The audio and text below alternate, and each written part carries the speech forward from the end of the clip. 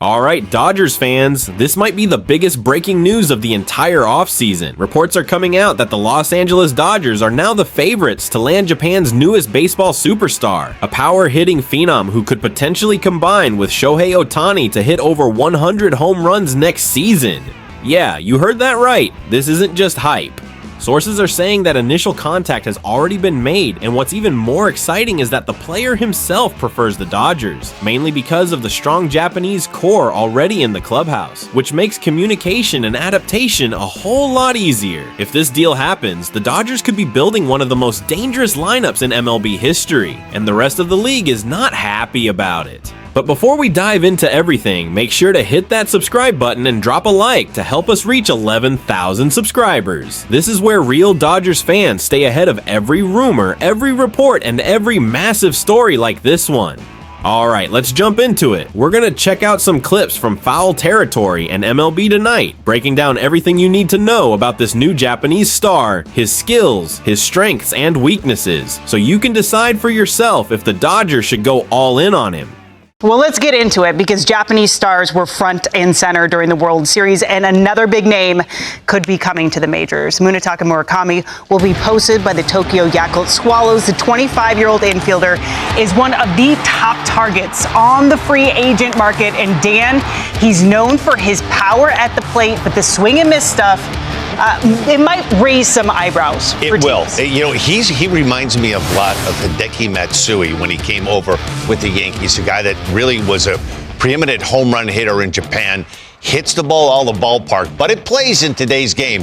The only negative, there's quite a bit of swing and miss in his game, but there's no question that he has power, and that's what everyone's looking for, Sarah. Guys that can hit the ball out of the ballpark. But for a guy who's already played on a major stage, a worldwide stage like the WBC, doesn't that say something about what he's able to do at the major league level? It does. And I think what you saw over the last couple of seasons in Major League Baseball, so many Japanese players have come over and done well that it is almost a foregone conclusion that the comparable baseball that they play in Japan, it translates here to the United States. So teams aren't as reluctant to jump in and sign guys. Not just the WBC, but the World Series as well. Well, negotiations will be open for all 30 clubs starting at 8 a.m. Eastern on Saturday, and Murakami will have until December 22nd to come to terms with a big league team. So who is going to be a good fit for the slugger? For that, we welcome in our expert on all things international, JP Morosi. JP, take it away. Yes. Well, Sierra, good evening to you and Dan. I've been waiting for this news, as you can imagine, for a couple years now. Of course, it was the year of Aaron Judge and the home run chase here in the States that Murakami became the single-season home run leader in NPB among all Japanese-born players in the history of the league. Of course, he passed the great Sadaharu Oh, and a couple teams I'll mention right away. The Seattle Mariners and the New York Mets. The Mariners, of course, coming off of that ALCS appearance, they were a base hit away at multiple points.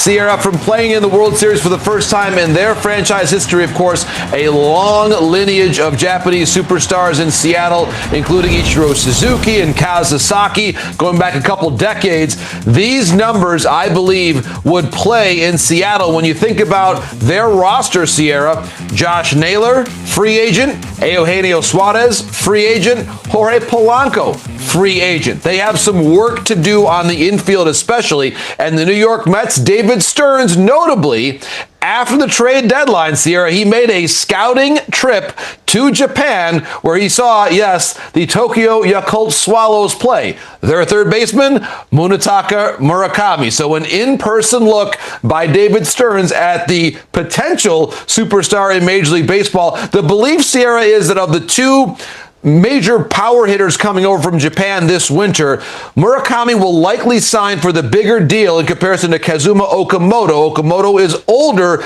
not quite the same power profile, but I like the comp that Dan had.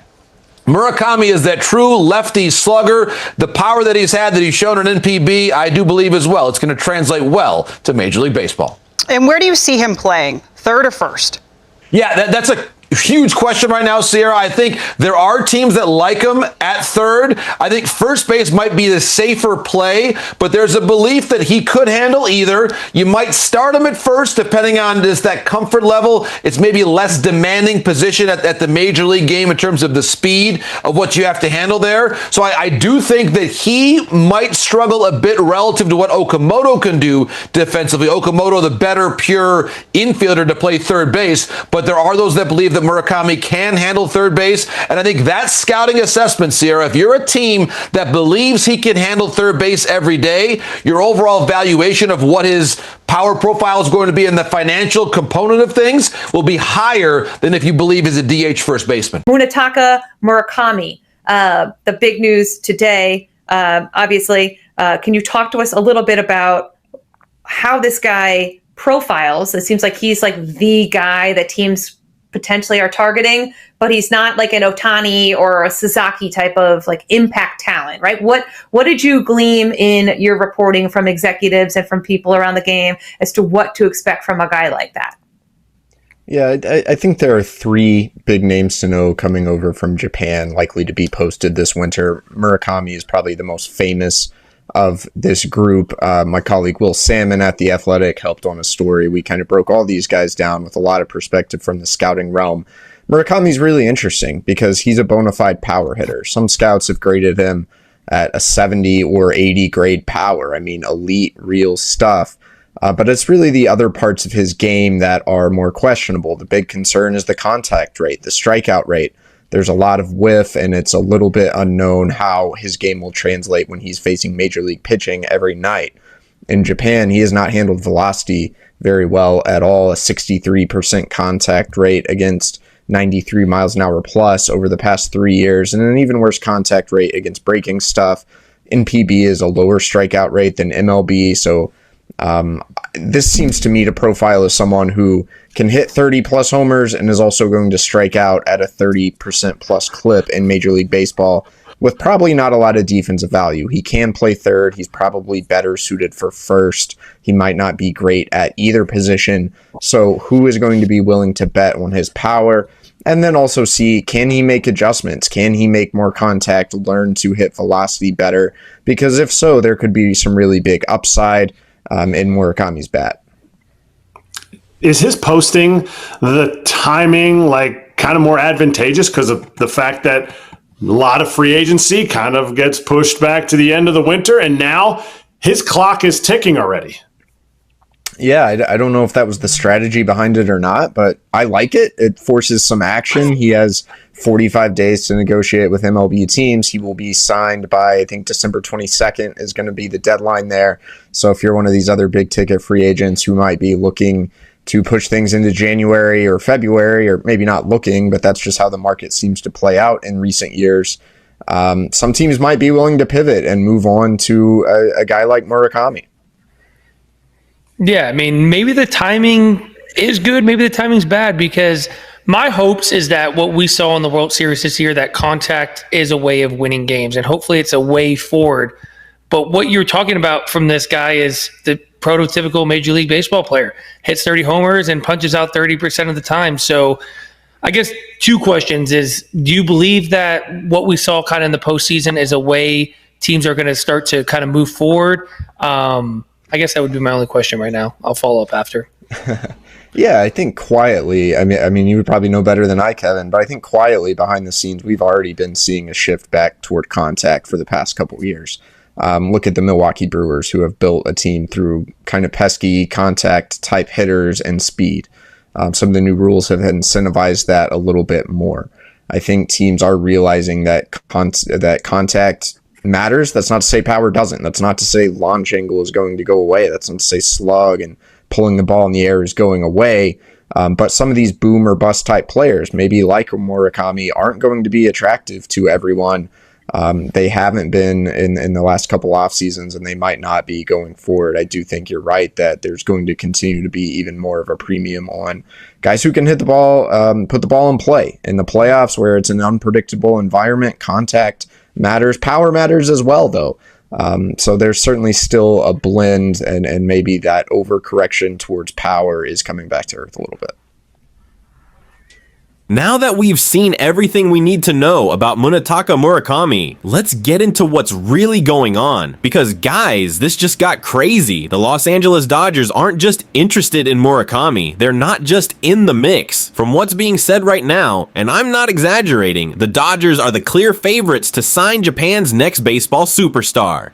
And here's the part that's got every fan losing their mind. There's already been contact between the Dodgers and Murakami's camp. The player's side reportedly made it clear he wants to be in Los Angeles. He's basically just waiting out the 45-day posting window before making it official. This isn't rumor season fluff. MLB officially announced that Murakami's posting window is open, giving every team the right to negotiate with him.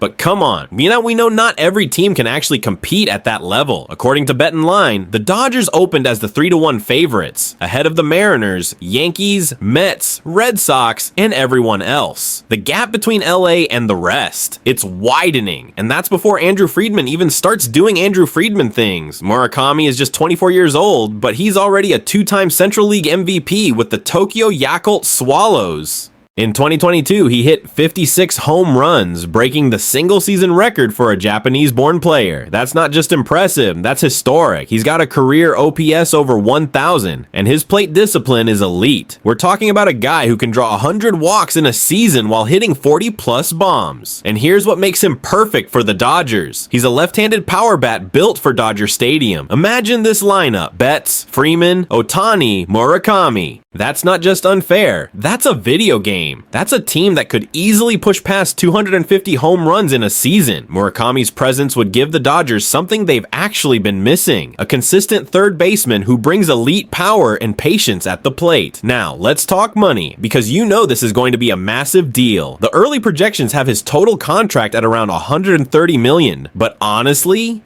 that might not even be enough once the bidding war really starts. Still, for the Dodgers, this isn't about money, it's about building an international legacy. They've already done it with Shohei Ohtani. They've done it before with guys like Hideo Nomo, Kenta Maeda, and Yoshinobu Yamamoto. Murakami would be the next chapter in that same story. Another generational Japanese talent choosing to wear Dodger blue.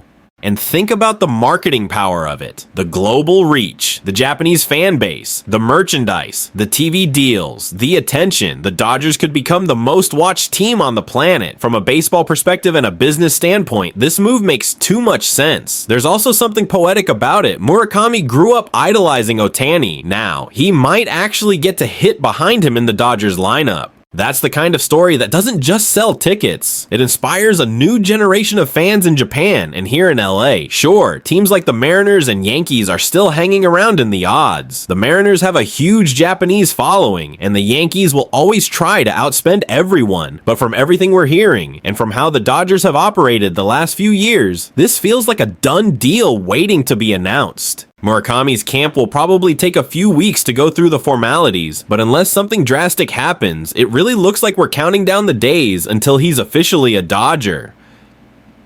And man, just imagine opening day 2026.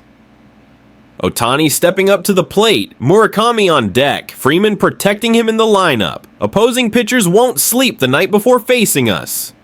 So yeah, I'm calling it right now, Murakami is coming to LA. The Dodgers are about to land Japan's next superstar, and the baseball world has no idea how scary this lineup's about to be. But hey, I want to know what you think, Dodger fans. Do you believe Murakami will choose LA over Seattle or New York? And where do you think he fits best in the lineup? Drop your thoughts in the comments. I'll be reading and replying to as many as I can. If you're as hyped as I am about the idea of Ohtani and Murakami teaming up in Dodger Blue, make sure to hit that like button, subscribe, and help us reach 11,000 subscribers. We're building the biggest Dodgers community on YouTube. And trust me, this next era of Dodger baseball is going to be historic. Go Dodgers! Let's make history!